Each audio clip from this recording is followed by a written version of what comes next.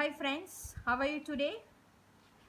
Activity 4ની અંદર last time આપણે પ્રેઝન્ટ ને એબ્સન્ટ કરીને ક્વેશ્ચન્સ પૂછેલા અને તેનો આન્સર પણ ટૂંકમાં આપ્યો હતો, બરાબર ને? તેમાં થોડાક મેં તમને સેન્ટેન્સીસ હોમવર્કમાં પણ કરવા આપ્યા હતા. આઈ હોપ તમે કર્યા હશે. હવે તમને એક્ટિવિટી 5, બરાબર, એક્ટિવિટી 5 કરાવું છું, ધ્યાનથી સાંભળો. અહીં કેટલીક વ્યક્તિઓની વિગત આડી અવળી થઈ ગઈ છે. નીચે આપેલા વાક્ય વાંચો ને તે વિગતોને યોગ્ય રીતે જોડો. અહીંયા બધાના નામ આપેલા છે: Het, Vandana, doctor Shah, Jasmine and Chameli, Mrs Vaghela and Bharti and Kalpesh. આ રીતે નામ આપેલા છે. અહીંયા લોકોના સ્થળ બતાવેલા છે: at the post office, on her farm, at Mahendra's office, at the circus. એ રીતે એ લોકોના શું બતાવેલા છે? સ્થળ બતાવેલા છે. અને આ કોષ્ટકની અંદર શું બતાવેલું છે તો કે સમય બતાવેલો છે: last Sunday, last week, today morning, yesterday. એ રીતે શું બતાવેલું છે? સમય બતાવેલો છે. પરંતુ આની અંદર શું છે? બધું આડું અવળું થઈ ગયું છે. હેટ એટ ધ સર્કસ હતી ક્યારે? લાસ્ટ નાઇટ હતી. તો આપણે શું કરવાનું છે તો એ બધા સેન્ટેન્સને સરખી રીતે ગોઠવવાના છે. તો તમને એવું લાગે કે આ ગોઠવવાના છે તો એની અંદર કંઈક વસ્તુ ઘટતું એવું લાગે ને, ખૂટતું હોય એવું, કે Het at the circus last night. એ કેવું લાગે? એના કરતાં હું એવું બોલું, લાસ્ટ નાઇટ છે, ટુડે મોર્નિંગ છે, યસ્ટરડે છે, એટલે તમને સમજ પડી જવી જોઈએ કે આ કયા ટેન્સમાં છે. યસ, પાસ્ટ ટેન્સમાં છે, ભૂતકાળમાં છે. અને ભૂતકાળનું ટુ બીનું રૂપ શું આવે તો કે વોઝ અને વર, બરાબર. તો હેટ છે, સિંગ્યુલર છે, એટલે શું આવશે? વોઝ. એટલે આપણે એમ બોલી શકીએ કે hat was at the circus last night. આ કેવું સેન્ટેન્સ લાગે?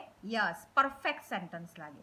તો તે જ રીતે આપણે બીજા બનાવવાના છે. અહીંયા એક્ઝામ્પલ આપેલા જ છે: hat was at the circus last night.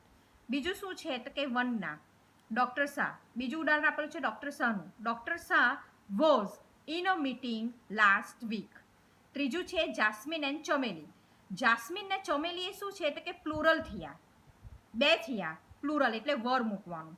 હંમેશા એટલું યાદ રાખવાનું કે સિંગ્યુલર હોય તો વોઝ મૂકવાનું, પ્લુરલ હોય તો વર મૂકવાનું. એ જાસ્મીન અને ચમેલી પ્લુરલ થયું એટલે વર મૂકવાનું. In the hospital on Monday. ત્યાર પછી આપણે આવીએ છીએ તો કે વંદના.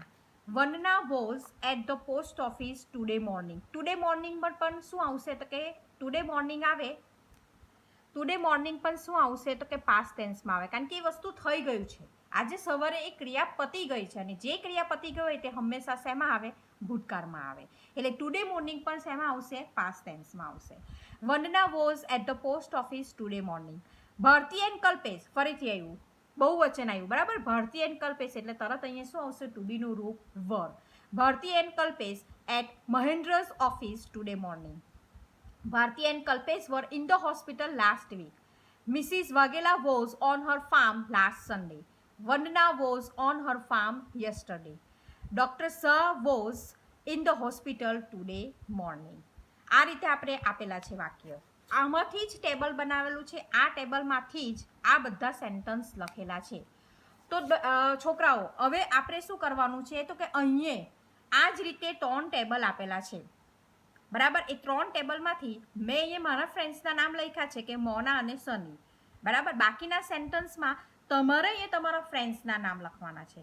એ લોકો કઈ જગ્યાએ હતા એ તમારે જાતે લખવાનું છે અને કયા સમયે હતા એ બી તમારે જાતે લખવાનું છે.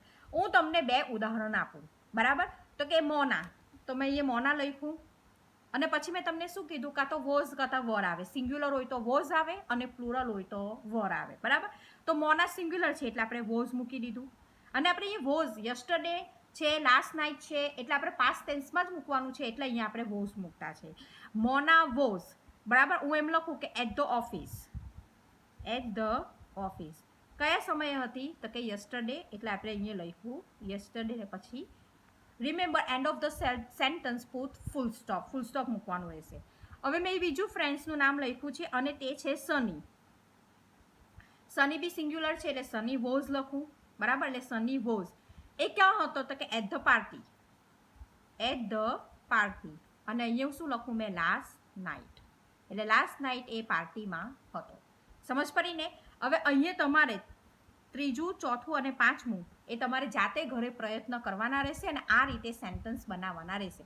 પહેલાં તમારે આ રીતે નામ લખવાના પહેલા ટેબલમાં, બીજા ટેબલમાં કયા સ્થળ કઈ જગ્યાએ છે, એટ ધ ટેમ્પલ લખી શકો, ઇન ધ ગાર્ડન લખી શકો, ઇન ધ પાર્ક લખી શકો, તમે કંઈ બી લખી શકો, બરાબર. અને અહીંયા તમારે સમય બતાવવાનો છે. સમયની અંદર તમે last Sunday, last week, last month, last night, last day એ રીતે પણ તમે લખી શકો.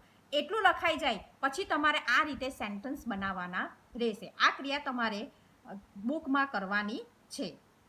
Thank you.